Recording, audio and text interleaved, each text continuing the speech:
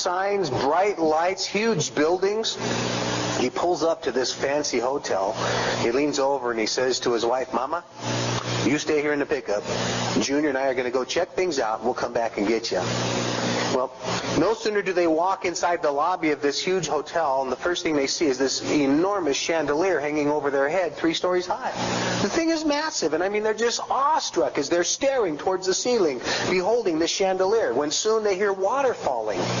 And their attention is drawn to a waterfall inside the building. Never seen anything like that. Water falling inside a building. They looked down the halls, and the halls were lined with shops and businesses. When Pop's attention was drawn to a dinging sound, and he turned and he saw this little room that had lights flashing over a door that would slide open. People would walk into that room, the door would close, and a few moments later the door would open and people would come out, and Pop's like, Junior, get over here, look at this room, this is incredible." When no sooner did Junior get over there, about that time an old wrinkled lady walked up to the elevator, pushed a button, the door opened. She steps inside, the door closed. A few moments later, the door opens again, and out walks a beautiful blonde. Pop says, Junior, go get Mama. Tell her to come here quick."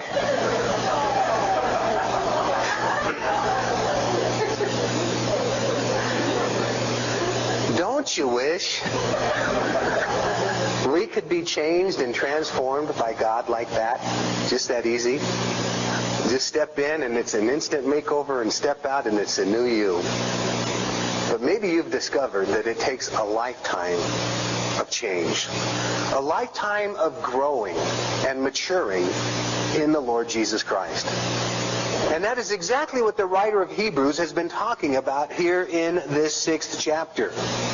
He's been exhorting these Hebrew Christians to press on, to grow up, to mature in the faith. Notice beginning in verse 1 where he writes, "Therefore, leaving the discussion of the elementary principles of Christ, let us go on to perfection." We noted last time how that word perfection is actually a word that could mean maturity. Let us go on to maturity, not laying again the foundation of repentance from dead works and of faith towards God, of the doctrine of baptisms, of laying on of hands, of resurrection of the dead, and of eternal judgment. This we will do if God permits. For it is impossible for those who were once enlightened and have tasted the heavenly gift and have become partakers of the Holy Spirit and have tasted the good word of God and the powers of the age to come, if they fall away, to renew them again to repentance, since they crucify again for themselves the Son of God and put him to an open shame. For the earth which drinks in the rain that often comes upon it, and bears herbs useful for those by whom it is cultivated, receives blessing from God.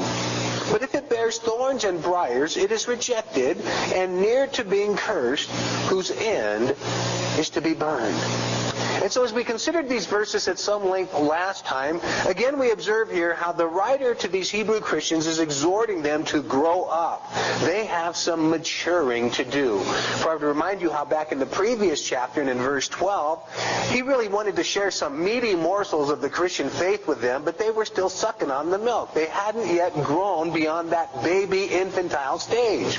And so the writer here again is exhorting these people to press on in maturity, to grow up in the faith, lest they should fall away. Because again, remember, these Hebrew Christians were being persecuted, they were being rejected, and they were being tempted to turn back to their old religious ways.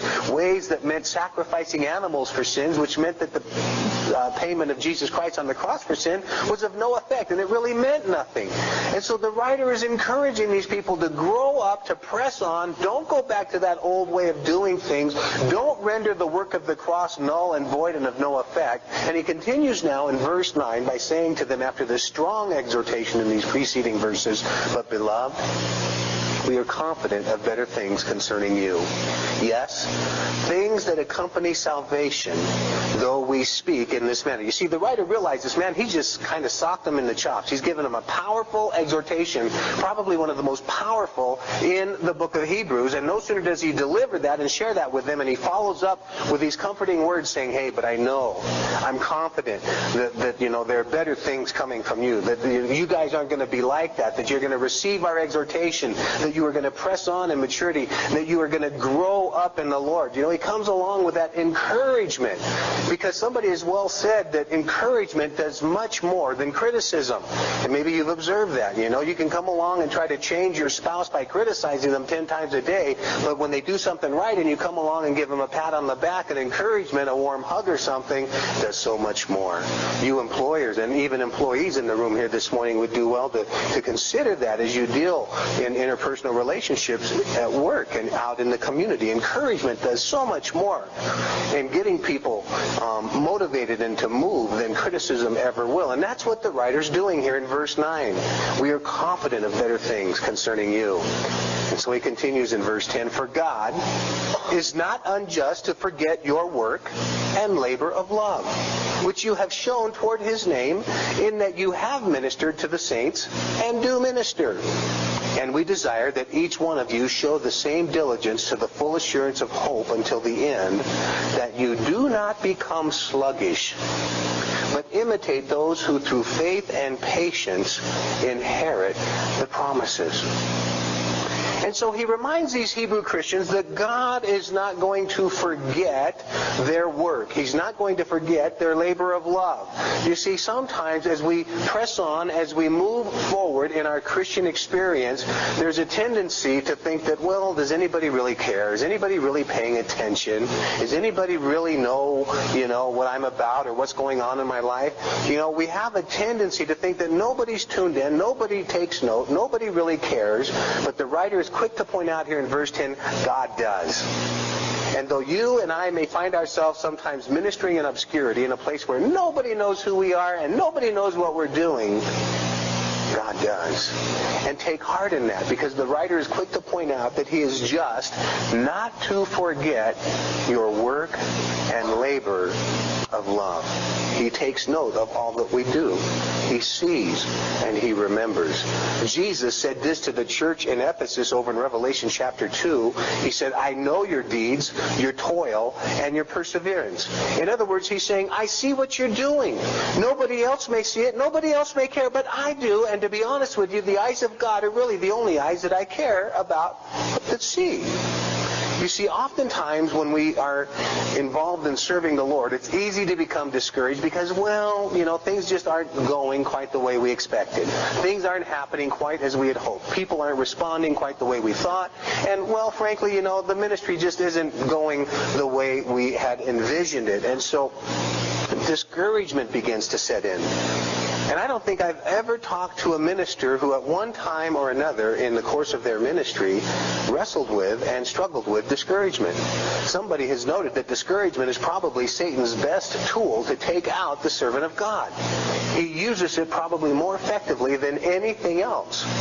And so as these Hebrew Christians were no doubt probably feeling a little discouraged, a little bummed, a little down, wondering if anybody really has taken note, the writer reminds them that God is faithful. God is just not to forget your work, and note this, labor of love. Labor of love. That's how he describes our service in the kingdom, as a labor of love. Because I hope you know this, those of you that are serving the Lord, ministry is work. Somebody has well said that ministry is never meant to be a burden, but it sometimes can be real work. And it is. And so we labor, so we work. Jesus put it this way in John chapter 6. He says, do not labor for the food that perishes. Don't labor for this temporal stuff. Don't labor for this stuff that is passing away. But he goes on, but for the food that endures to everlasting life. Because you see, child of God, the fact of the matter is that every one of us is working, every one of us is laboring for something. There are people today who are working, who are laboring for retirement. They're looking forward to that day when the birthday rolls around that they can finally start filling out the paperwork and submit it to the employer and say, I'm out of here. And continue to receive that paycheck without ever having to go back to work a day in their life. Retirement. Some are working towards retirement, but here's the sad part. You probably know, as I do, people who work all their life towards retirement and never get to enjoy retirement. Either because of ill health or an unforeseen accident or some tragedy or trauma, they die, they're taken out before retirement is ever enjoyed. I remember I worked with a sergeant back in the police department in California. Guy had put 30 years on the streets of Southern California as a police officer and as a supervisor. 2 weeks from retirement, he has a massive heart attack and he dies. And I'm like, bummer. I mean, that's bad. To spend all your life working and to be that close and yet not get to taste it, not get to really enjoy even a day of what it's like to not have to work in your life. But some people work towards retirement.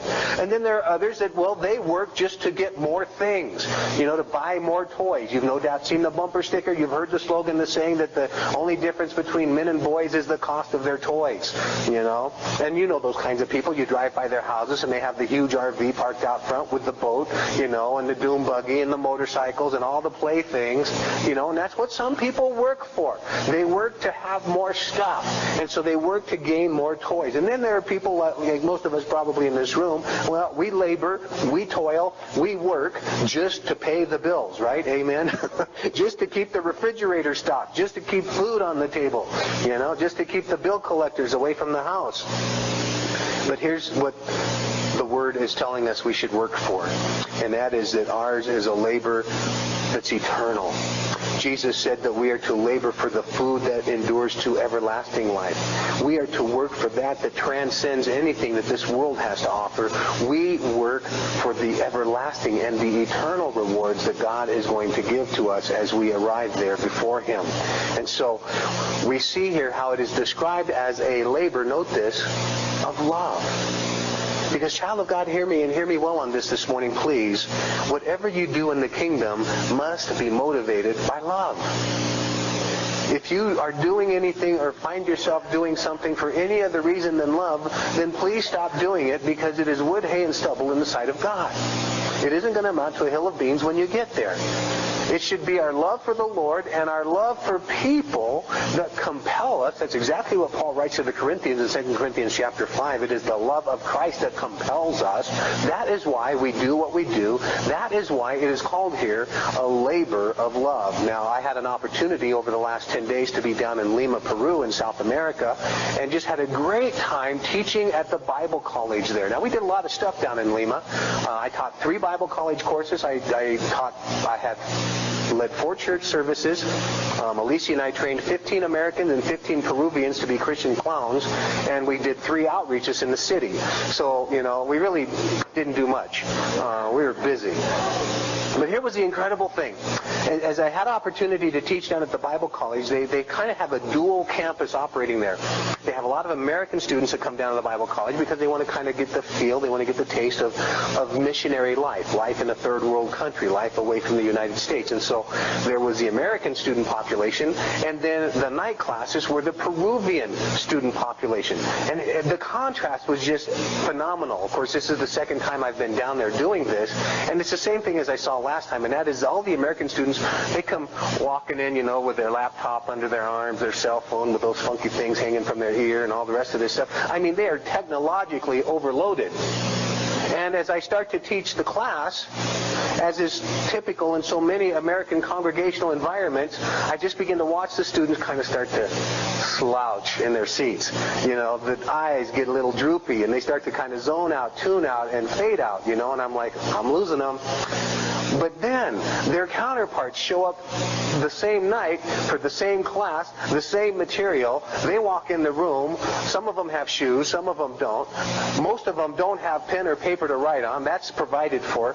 Laptops, cell phones, technology unheard of. They're just glad to be there receiving the word of the Lord. And as I taught the very same subject and the very same material, unlike the American students earlier in the day, the Peruvians were there hanging on every word that I spoke. And it was like incredible. It looked like they were taking dictation, man, shorthand, like they couldn't keep up with what I was saying fast enough. I mean, some of these students even wrote down my corny stories, if you can believe that.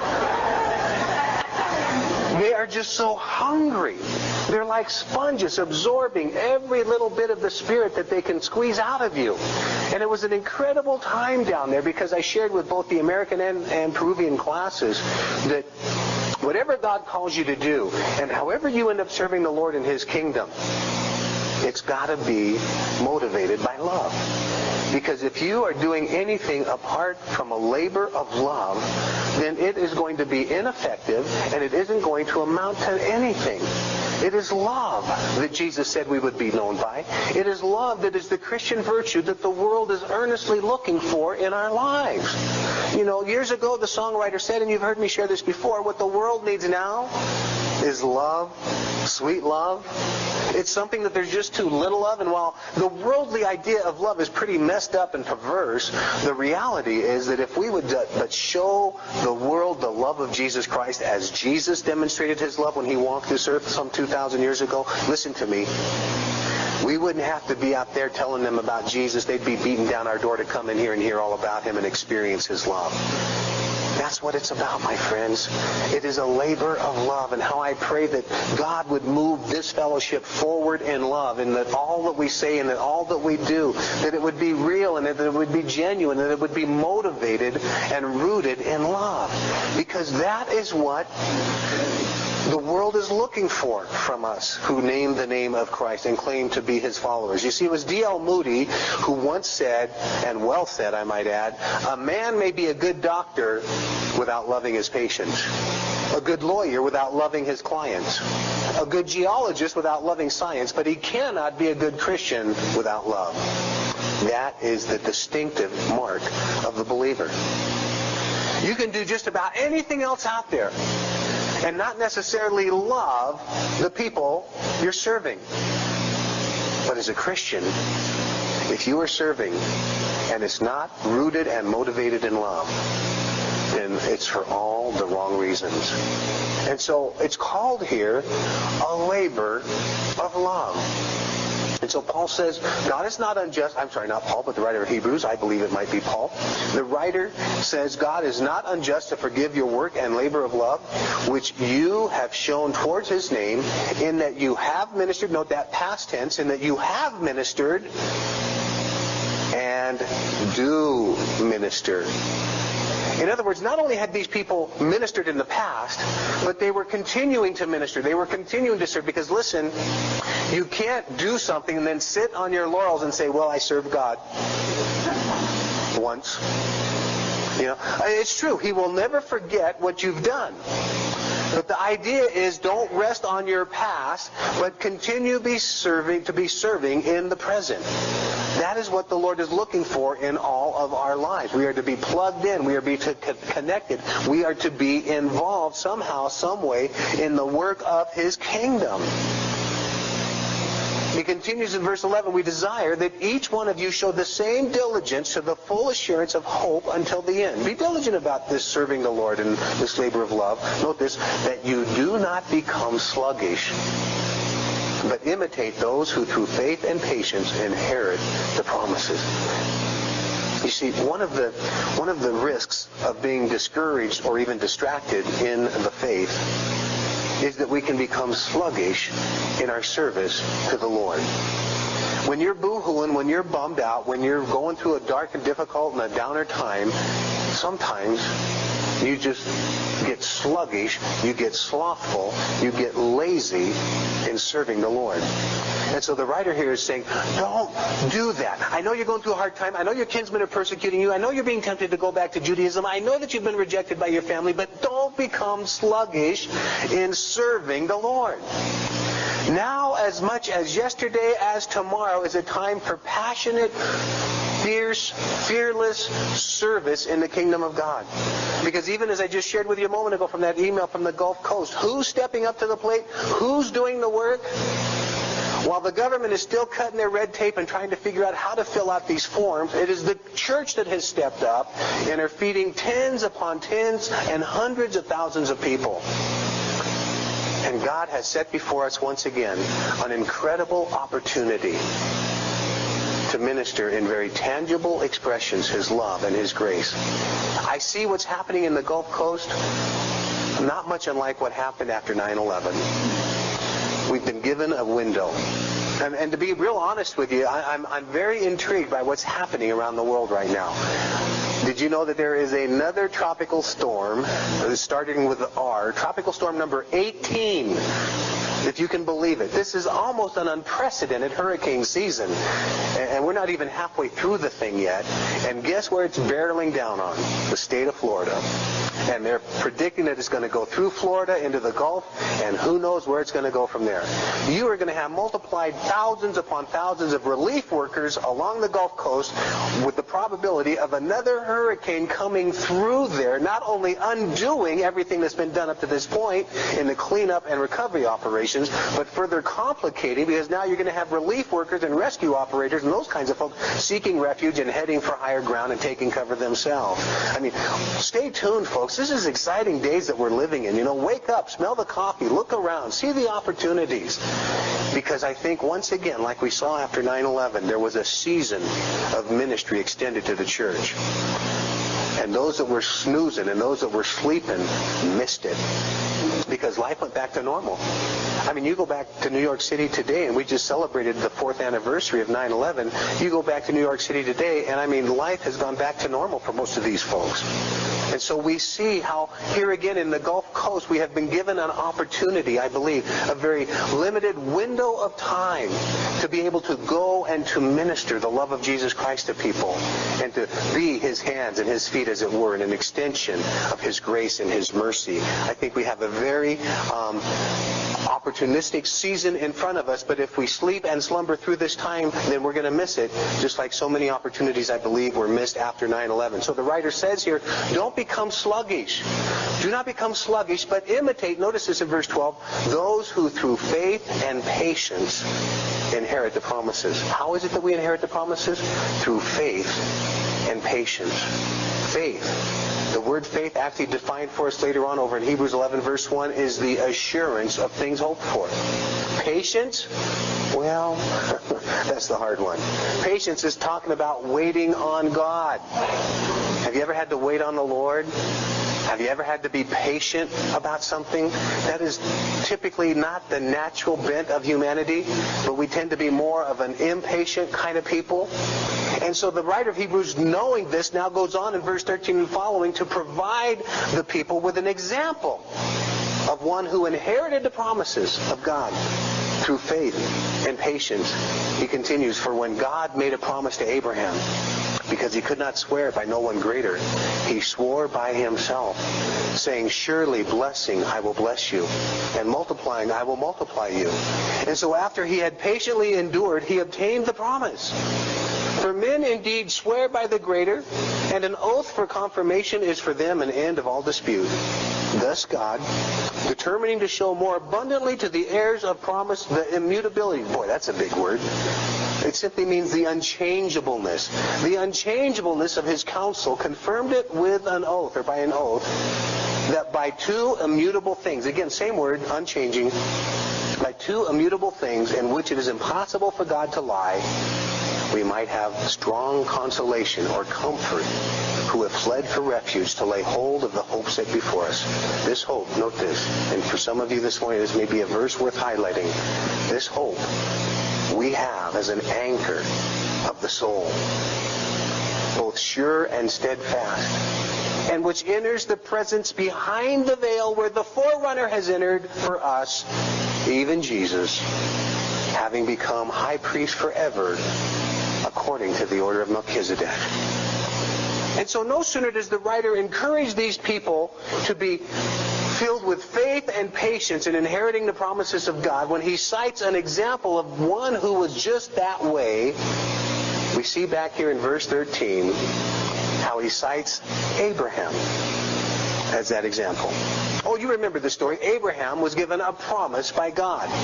He was told by God that, his descendants were going to be like the sand of the seashore, as numerous as the stars in the sky. And Abraham's like, how's that going to be, God? I don't even have a kid. You know, that's going to kind of be a hard one to pull off, don't you think? I don't even have any offspring. And so you remember the story. As the angels are headed across the plain there, headed to destroy Sodom and Gomorrah, they stop there, and Abraham and Sarah whip up a great meal, and one of the angels says to Abraham, hey, you're going to have a son. Remember what Sarah did? She was in the tent. She heard the angel talking to Abe outside, and she heard him say, you're going to have a son. And Sarah's like, yeah, right, for me? You know what God made them name that son? That's what Isaac means. Laughter. She laughed at the promise of God, so God had her name the son Laughter. She was reminded of her response for the rest of her days. But here's the thing. Abraham was 75 years old when the promise was given. You remember how old he was when the promise was received? 100. 25 years he waited. And here's what blows my mind.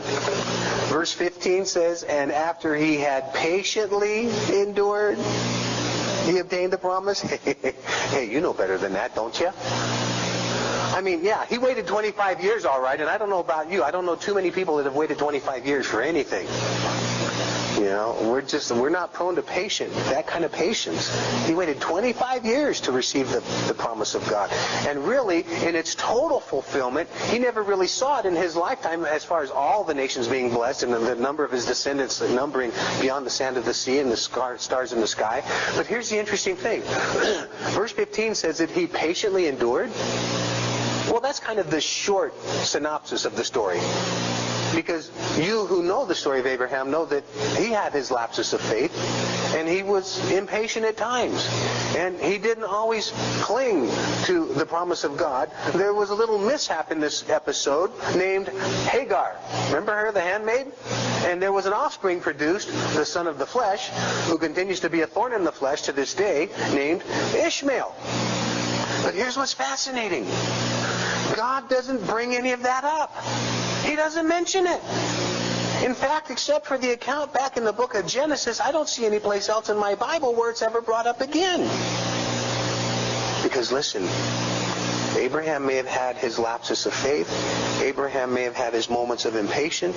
Abraham may have even had some doubt. I don't know. But the fact of the matter is that God didn't hold it against him. And neither does he hold it against you. And I find great comfort in that fact, because my Bible says a righteous man sins 7 times a day. And I find that I am constantly needing to be forgiven by God. You too? And so I find great comfort in the fact that God doesn't hold these things against me. He doesn't use them as a club to beat me up. He doesn't say, well, Abraham, yeah, you kind of endured. You were sort of patient, but... No, he doesn't do that. He doesn't remember any of the shortcomings. He doesn't remember any of the sins. He doesn't remember any of the failures of Abraham. Neither does he against you.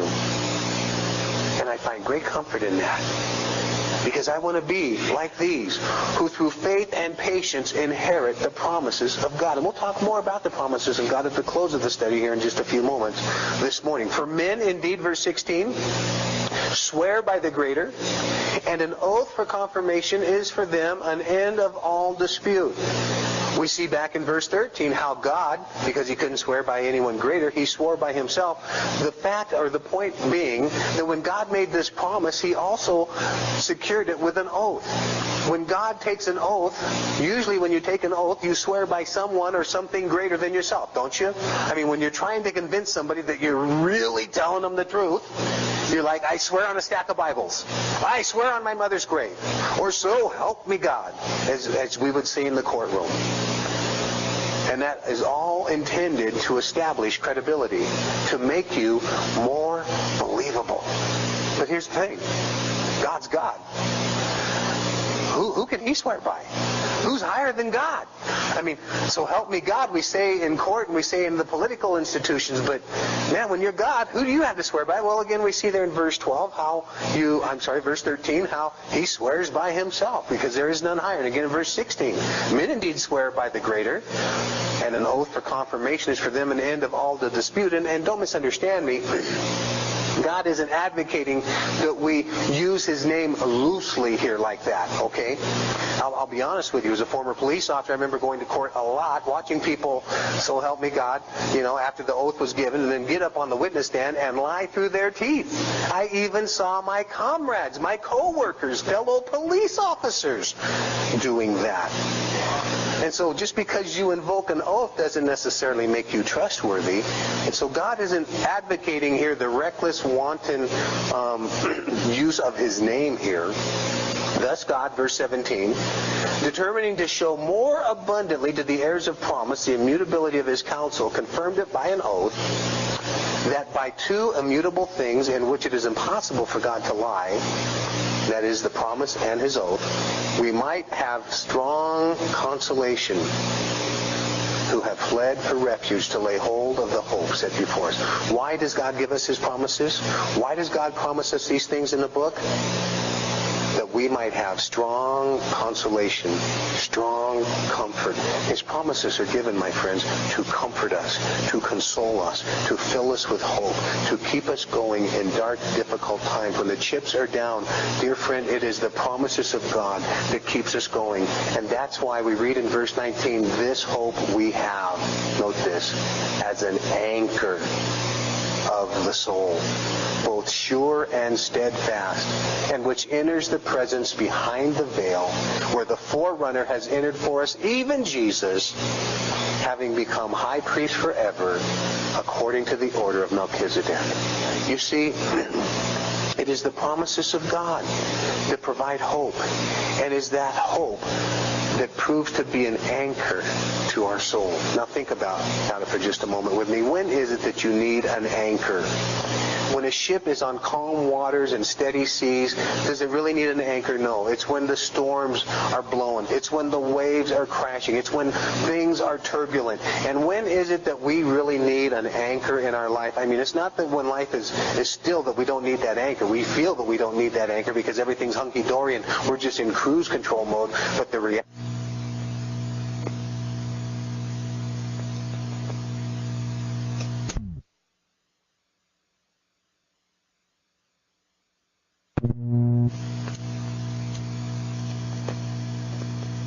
seas, does it really need an anchor? No. It's when the storms are blowing. It's when the waves are crashing. It's when things are turbulent. And when is it that we really need an anchor in our life? I mean, it's not that when life is still that we don't need that anchor. We feel that we don't need that anchor because everything's hunky-dory and we're just in cruise control mode. But the reality is that we become more cognizant, we become more aware of the presence of that anchor in our life when life becomes difficult. And so we see here how this hope, how the promises of God become that anchor of our soul. Now listen, friends, this book is filled with no less than 4,000 promises from God. 4,000. Now, if you don't believe me, you can go and count them for yourself. But somebody's already done that, thankfully. I didn't have to count them for myself. 4,000 promises in the book for you and for me. Peter writes over in his second epistle, unto us are given exceedingly great and precious promises. We have been given the promises of God.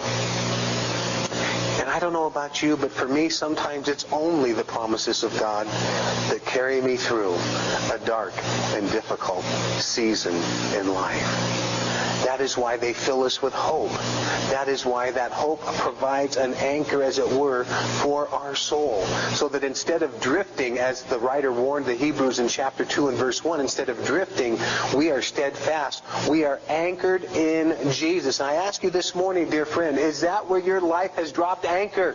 Have you dropped anchor upon the rock of Jesus Christ? Or have you set anchor upon the shifting sands of the world? The uncertainty of the future, the fear that fills so many hearts and grips so many lives. What is your life rooted upon? What is your life anchored upon? Jesus Christ is that anchor of our soul. His word is true. His promises are sure. This word will come to pass. And so he cites Abraham as an example of one who was given the promises, who patiently waited, and 25 years later, he had a son, Isaac, the seed, the fulfillment of the promise of God. And I don't know about you, but I've been waiting more than 25 years now for Jesus to come. Some of you probably too.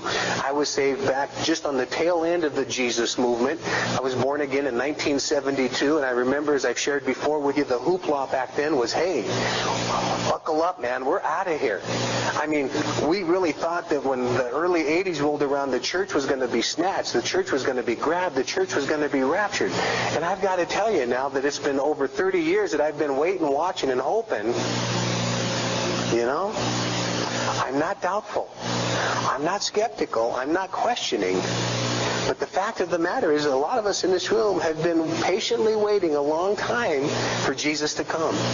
And whether that coming is through a private appointment in death or departure, or through a corporate collective gathering that takes place in the rapture, I don't know how it's going to be for you. But the fact is, His promises are sure. His word is true. And it's going to come to pass just like He said it will. And so we see here how it is described there, this hope we have as an anchor of the soul, both sure and steadfast, and which enters the presence behind the veil. Again, remember who he's writing to. He's writing to the Hebrews. That doesn't make much sense to us, but to the Hebrew mindset, they would remember how, the presence behind the veil, that's talking about where God dwelt. That's talking about how the high priest would slip behind the veil once a year and commune with God. Well, you remember what happened to that veil when Jesus died, don't you? He didn't just slip behind the veil, man. He obliterated the veil. He rent it in two. It was like God was having open house saying, come on in. You know, there's no more barrier between you or me. The penalty has been paid. The punishment for sin has been satisfied. My Son has done it all for you. Come on in. And so that's why we read here in this closing verse 20 this morning, where the forerunner has entered for us. Now, he's not talking about a Toyota SUV there, okay? Who's the forerunner? The forerunner is clearly identified here as Jesus. The point simply being this: Jesus has gone on before us. He has blazed the trail. He has paved the path. He has made the way for us to go to heaven. And not only has He blazed the trail, paved the path, but He says this, and I want you to turn back there with me this morning as we close, John chapter 14. He's there preparing a place for you and me. Whoa. Can you believe that? He's been there now for the space of 2,000 years almost, preparing a place for us. He says to the disciples and to us there in John 14, verse 1, let not your heart be troubled. You believe in God? Believe also in me. In my Father's house are many mansions. If it were not so, I would have told you. I go. Here's the forerunner. I go to prepare a place for you. He goes ahead of us. He goes before us. He leads the way. He blazes the trail. I go to prepare a place for you. And if I go and prepare a place for you, I will come again and receive you to myself, that where I am, there you may be also. Thank you, Jesus. He's gone on ahead of us to prepare a place for us. But He's telling us here that He's going to come and receive us to Himself so that where He is, we too will be. And child of God, buckle up, man. I think it's close. It may be tomorrow. It may be next month. It may be next year. I don't know. Like I shared earlier, I've been waiting now 30 plus years. But I know this. I'm a week closer to it than I was last week. And I'm a day closer than I was yesterday. And it may just be tonight, you know. Come quickly, Lord Jesus.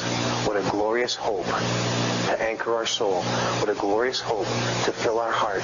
And what a glorious hope we have to take out there, friends. It's wonderful to share this with you in this holy huddle this morning, but the real people that need to hear about this are out there. They're the ones wandering in hopelessness. They're the ones wandering in darkness. They're the folks who are in despair and who have no hope or no idea of what's going on. And so what we need to do is take this anchor out of here. Don't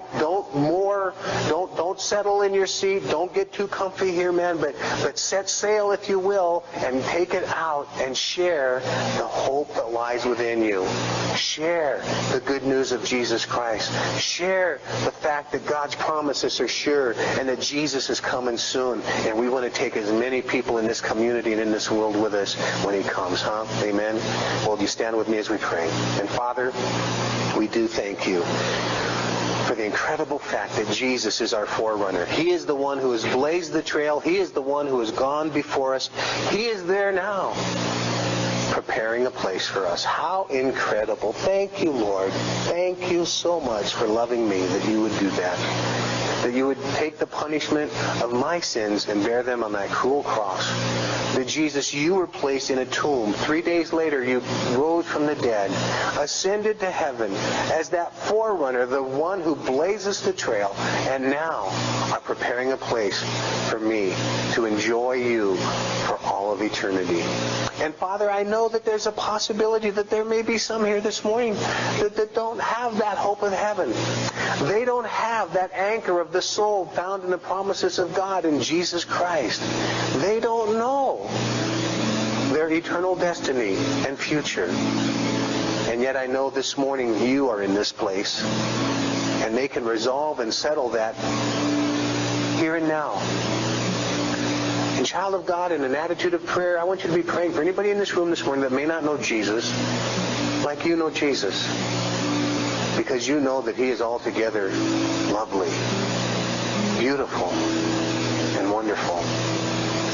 But if you're one here this morning that doesn't know Jesus that way, and you don't know that if you were to die today, you'd be in heaven tonight, you don't know where your eternal destination is ultimately going to land you, you can settle that with God right here and right now before you step out of this place this morning. A simple little prayer of faith offered up to Jesus Christ, asking him to be your Lord and Savior. Asking him to forgive you of your sins. To adopt you into his family. And he will do that. Right now where you stand, if you're one that would like Jesus into your life, just ask him in your own words, Lord, I need you as my Lord and my Savior. I ask you to forgive me of my sins. Everything I've ever done wrong in your sight. And I ask you to fill me with your Holy Spirit that I'll never do those things again. Turn my life around as I turn it over to you. And I thank you for loving me, that you would want to die for me and to forgive me. And Father, oh, such great love you have lavished upon us. You have clearly demonstrated to us. And we give you thanks for that this day. But we know, Lord, that love is not something that we are to simply enjoy and experience for ourselves, but it is something you have called us to be ambassadors for you to go and to share. And so equip us and empower us this day by your Spirit to take this message, apply it in our lives, Lord, by your Spirit, and take it to the streets and share it with the lost around us. People who need a word of hope. People who need a word of encouragement. People, Lord, who have been beaten down by the world. People who are discouraged and despairing. People who are doubtful and hopeless. Lord, you have made all the difference in our lives. Help us to share that difference with somebody else. And we will praise your name as we thank you. In Jesus' name, amen. Amen. This evening, our Spanish ministry meets at 6 o'clock over at the Running Bear Trailer Park. Hey, invite a Spanish-speaking friend if you know someone that would be blessed and benefited by that service. Again, I'd really covet your prayers as I take off to the Gulf Coast tonight. The conditions down there are still very deplorable. Out on the bulletin board, we have Hurricane Katrina relief updates. And we've got an email out there from Pastor Kevin Cox, Calvary Chapel of New Orleans, sharing some of what's going on there in the New Orleans area. But as you heard from the email that I shared from Pastor Joe Pasquich earlier, while all the cameras, lights, and attention are on New Orleans, there is about a 400-mile spread along the Gulf Coast, spanning Mississippi, the entire Gulf Coast of Mississippi, right on into Alabama, that is totally flattened, totally devastated. As Terry was sharing with me earlier, there are a lot of small towns, there are a lot of small communities that haven't even seen a federal government worker, a National Guardsman, or any kind of rescue or relief person since this calamity, this disaster began.